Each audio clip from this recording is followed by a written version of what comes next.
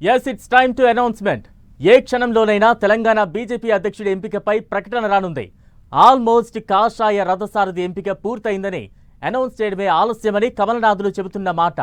Plus points చెప్పుకుంటూ చివరికి ఆశావాహులు ప్రయత్నాలను ఆపడం లేదట. అయితే అనుచరులకు మాత్రం అధ్యక్ష పదవి వచ్చేది మనకేనని చెప్పుకుంటున్నారట. ఇందుకే తెలంగాణ బీజేపీ రథసారథి అయ్యేదెవరు?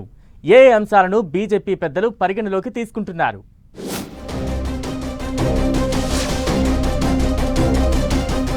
ఏ క్షణంలోనైనా తెలంగాణ బీజేపీకి కొత్త అధ్యక్షుడు. కొత్త పాత నేతల్లో ఎవరికి అవకాశం దక్కబోతోంది? రాష్ట్ర కాషాయ రథసారథి తానే అవుతానని నేతల ధీమా. తెలంగాణ పాలిటిక్స్ లో 3 నెలలుగా ఒక్కటే చర్చ. అదే బీజేపీ రాష్ట్ర అధ్యక్ష ఎంపిక. ఎందరో ఆశావహులు, ఎన్నో ఈక్వేషన్స్, మరెన్నో క్యాలిక్యులేషన్స్ మధ్య 4-5 నెలలుగా తెలంగాణ బీజేపీ ప్రెసిడెంట్ ఎంపిక డైలీ ఎపిసోడ్ గా కంటిన్యూ అవుతోంది. అయితే ఇప్పుడు అధ్యక్షుడి ఎంపిక ఆల్మోస్ట్ పూర్తయిందని అంటున్నారు కమలనాథులు. ఏ క్షణంలోనైనా జాతీయ నాయకత్వం నుంచి ప్రకటన రావచ్చని చెబుతున్నారు. ఈ నేపథ్యంలో రాష్ట్ర కాషాయ రథసారథి రేసులో ఉన్న నేతల్లో ఓవైపు గుబులు, ఇంకోవైపు ధీమా కనిపిస్తోందట. పైకి మాత్రం తమకే అధ్యక్ష పదవి రాబోతోందని చెబుతున్నప్పటికీ అధిష్టానం ఏ ఈక్వేషన్స్ ను లెక్కలోకి తీసుకుంటుందోనన్న టెన్షన్ మాత్రం ఆశావహుల్లో కనిపిస్తోంది.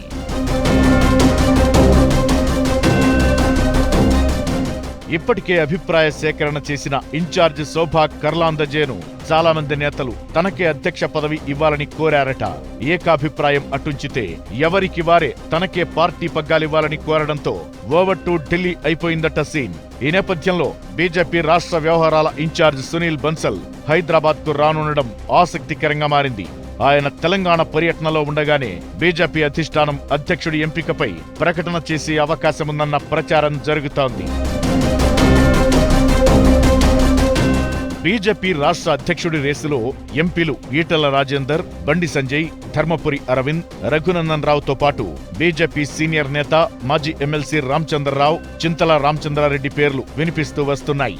ఎమ్మెల్యేల నుంచి పాయల్ శంకర్ కూడా తాను రేసులో ఉన్నానని సన్నిహితులతో చెప్పుకుంటున్నారు.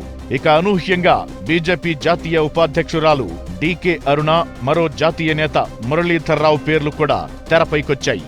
ఈటల రాజేందర్ అధ్యక్ష రేసులో ముందున్నారని ఆయన సన్నిహితులు ప్రచారం చేసుకుంటుండటం పార్టీలో అసంతృప్తులకు దారితీస్తోందట. ఇక నిజామాబాద్ ఎంపీ ధర్మపురి అరవింద్ జాతీయ స్థాయిలో తనకున్న పరిచయాలతో అధ్యక్ష పదవి కోసం గట్టిగానే ప్రయత్నం చేస్తున్నారట.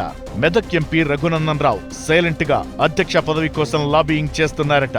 ఇక పార్టీలోకి కొత్తగా వచ్చిన వారికి కాకుండా పాత వారికే అధ్యక్ష పదవి ఇవ్వాలన్న డిమాండ్తో రామచంద్రరావు సీనియర్ల మద్దతు కూడగట్టినట్లు టాక్. ఎంపీల్లో ఎవరికి ఛాన్స్ ఇచ్చినా పార్టీ తమ కంట్రోల్లో ఉండదని భావిస్తున్న ఒకరిద్దరు సీనియర్ నేతలు పాయల్ శంకర్ పేరును ప్రతిపాదించినట్లు బీజేపీ రాష్ట్ర కార్యాలయంలో గుసగుసలు వినిపిస్తున్నాయి.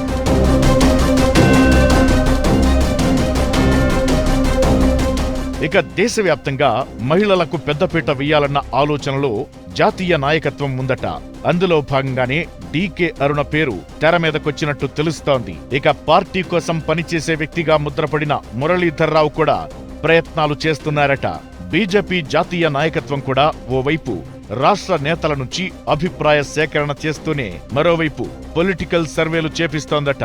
ఈ నెల 15 లోపే జాతీయ అధ్యక్షుడి ఎన్నిక పూర్తి చేయబోతున్నారట.